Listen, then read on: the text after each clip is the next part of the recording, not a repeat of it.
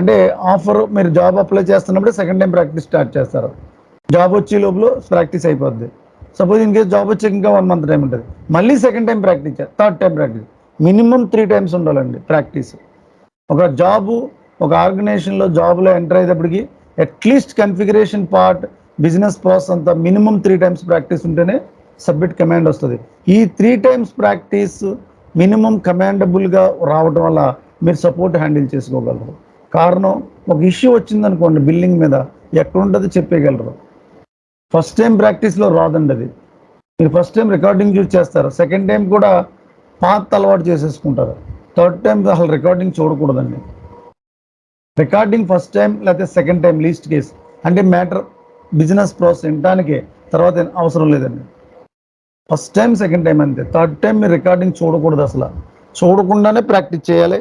Second thing వచ్చి ప్రాజెక్ట్లోకి వెళ్ళాక recordings తీసుకెళ్ళడం కుదరదు. అందువల్ల ఏంటంటే మీకు పాత అంతా ఐడియా వచ్చేయాలండి. దానివల్ల ఈ 3 times మీరు లేకపోతే 4 times కూడా చేసుకునే ఉన్నారండి చాలామంది. చేసుకోవడం వల్ల ఏమవుతుందంటే, ఒక సపోర్ట్లో ఇష్యూ వచ్చింది అనుకోండి, ఎక్కడ లొకేట్ అయిందో చెప్పేయగలరు. అదే సపోర్ట్ అండి.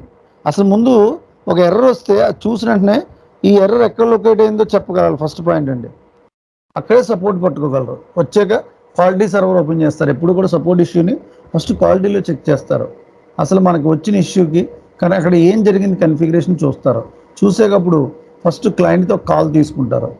క్లయింట్ కాల్ తీసుకున్నాక క్లయింట్తో మాట్లాడతారు. ఇలా సో నేను జనరల్గా ఇష్యూస్ అన్నీ కూడా ఫస్ట్ ఇంప్లిమెంటేషన్ అయిపోయాక ఆల్మోస్ట్ ఇష్యూస్ అన్నీ కూడా మాస్టర్ డేటా రిలేటెడ్ ఇష్యూసే వస్తూ ఉంటాయి.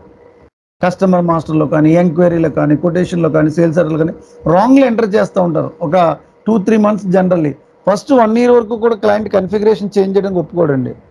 ఎందుకంటే ఇంప్లిమెంటేషన్ చేస్తున్నప్పుడే టెస్టింగ్లోనే before requirement gathering blueprint దగ్గరే క్లయింట్ చాలాసార్లు రీచెక్ చేసుకున్నాకే యాక్సెప్టెన్స్ చేస్తాడు ప్రతిదీ కూడా. అంతే తప్ప ఇంప్లిమెంటేషన్ అయిపోయిన వెంటనే ఒక ఇష్యూ వస్తే కన్ఫిగరేషన్ ఇమీడియట్ చేంజ్ రిక్వెస్ట్ చేయడానికి ఉండదండి. క్లయింట్ ఒప్పుకోడు first of all. First 1 year కూడా సిస్టమ్ డిస్టర్బ్ చేయరండి. ఏ అదర్ మాడ్యూల్స్లోనే కాదు, ఎంఎం కానీ, ఎఫ్ఐ కానీ, ఎస్డి కానీ కన్ఫిగరేషన్ చేంజ్ చేయడానికి అసలు ఒప్పుకోరండి వాళ్ళు.